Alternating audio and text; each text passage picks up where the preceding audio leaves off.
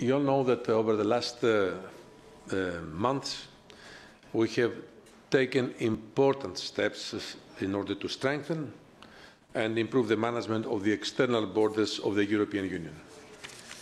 This will also help to return to a normal functioning of our Schengen area. Let me be very clear on this.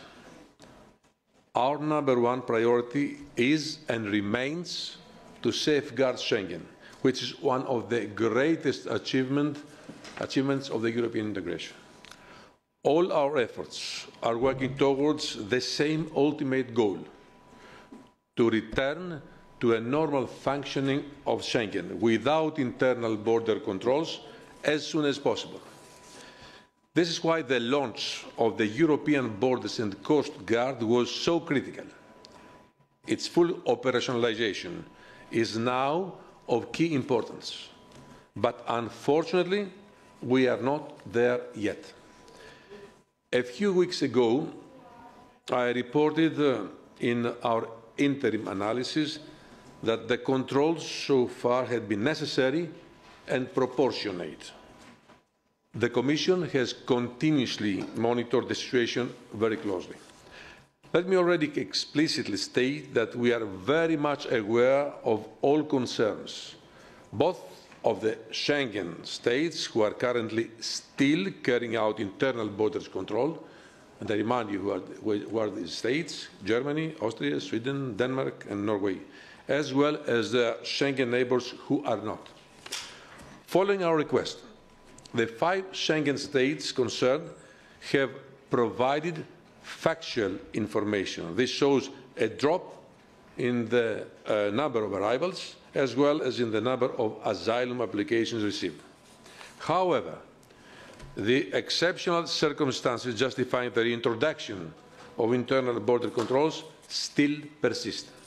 First of all, a significant number of irregular migrants, about 60,000, still remain in Greece and could potentially move onwards to other member states if internal border controls are removed. Secondly, there is significant strain on the asylum services of the 5 concerned Schengen states following the number of asylum applications received and still incoming. In addition to that, a number of elements that we identified in our roadmap on Back to Schengen need more time to be fully implemented and sustained. In 3 months from now, we are expecting the full operationalization of the European Borders and Coast Guard.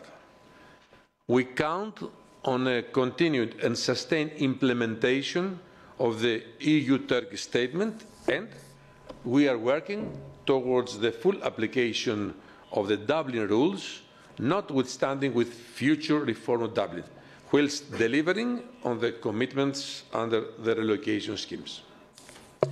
This is why today the Commission proposes to prolong internal border controls at the same borders crossing as an exceptional measure, and let me be very clear on that, for a strictly limited period of an additional 3 months. The strictly limited extension that we propose is aimed at adjusting the current temporary internal controls to reflect the current needs. This means that the controls should be carried out only to the necessary extent and limited in their intensity to the absolute minimum required. This also means that when, during a given period, there is not a significant flow, controls at certain border sections may then not even be necessary. Let me be clear that what we are proposing today is the exception in exceptional circumstances. It is not the new normal. This is why we emphasize and demand that the necessity of these controls should be re-evaluated regularly in cooperation with all the member states affected, with the objective of progressively reducing them.